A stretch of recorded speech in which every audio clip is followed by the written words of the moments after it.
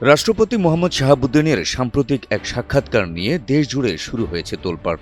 একটি গণমাধ্যমকে দেওয়া সেই সাক্ষাৎকারে তিনি গত 18 মাসের অন্তর্বর্তী সরকারের সময়কালকে চরম অবমাননাকর হিসেবে অভিহিত করেছেন। তিনি অভিযোগ করেছেন ড মোহাম্মদ ইউনূসের নেতৃত্বাধীন সরকারের বিরুদ্ধে অসাংবিধানিক উপায়ে তাকে অপসারণের চেষ্টা করেছিলেন। এই সময়টাতে তিনি কঠিন নজরদারির মধ্যে ছিলেন বলেও অভিযোগ করেন তিনি। এছাড়া 5 আগস্ট তৎকালীন প্রধানমন্ত্রী শেখ হাসিনা দেশ ছেড়ে যাওয়ার পর সেদিনের ঘটে যাওয়া ঘটনাগুলোরও বর্ণনা দিয়েছেন তিনি। আর তাতেই রাজনৈতিক মহলে শুরু হয়েছে আলোচনা সমালোচনা। নেট দুনিয়ায় তোলপাড় চলছে নানা মন্তব্য আর বিশ্লেষণে।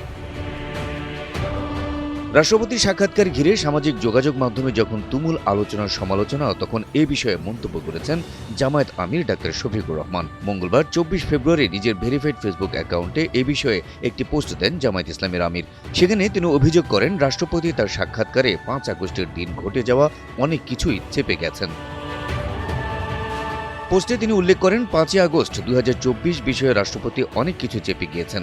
পতিত পলাতক প্রধানমন্ত্রীর পদত্যাগের বিষয়ে উনি উপস্থিত নেতৃবৃন্দকে যা বলেছিলেন এবং পরবর্তীতে জাতিকে যা জানিয়েছিলেন তার বর্তমান বক্তব্যে তিনি তা স্বীকার করেননি। আর এখন যা বলছেন সেদিন তার কিছুই তিনি বলেননি। রাষ্ট্রপতির উদ্দেশ্যে প্রশ্ন রেখে জামায়াত আমির আরও লিখেন, কোটি কোটি মানুষ যা শুনল এবং সেদিন তিনি যা বললেন আর এখন যা বলছেন তার হিসেব রাষ্ট্রপতি মিলিয়ে দেবেন কি?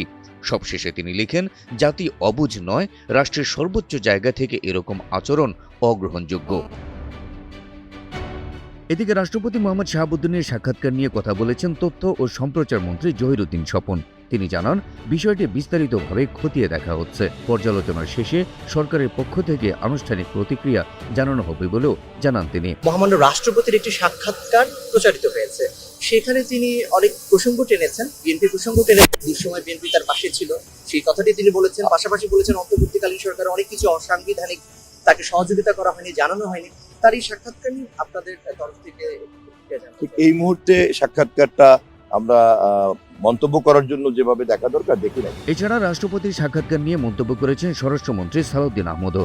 সচিবালয়ে স্বরাষ্ট্রমন্ত্রী বলেন, সবারই কথা বলার অধিকার আছে, যে যার মতো করে কথা বলবেন, আর যারা জবাব দেওয়ার তারা জবাব দেবেন। প্রত্যেকেরই সাংবিধানিক অধিকার নিশ্চিত করা হবে, প্রত্যেকেরই কথা বলার অধিকার আছে, যে যার মতো করে কথা বলবে, যারা জবাব দেওয়ার তারা জবাব দেবে। প্রসঙ্গত দেশের একটি জাতীয় দৈনিকে সম্প্রতি এক সাক্ষাৎকারে রাষ্ট্রপতি মোহাম্মদ শাহাবুদ্দিন দাবি করেন, অন্তর্বর্তী সরকার তাকে প্রাসাদবন্দী করে রেখেছিল এবং রাষ্ট্রীয় গুরুত্বপূর্ণ সিদ্ধান্ত বা বিদেশ সফর সম্পর্কে তাকে কিছুই জানানো হতো না। তিনি অভিযোগ করেন, এক পর্যায়ে তাকে সরিয়ে একজন সাবেক প্রধান বিচারপতিকে রাষ্ট্রপতির পদে বসানোর চক্রান্ত করা হয়েছিল।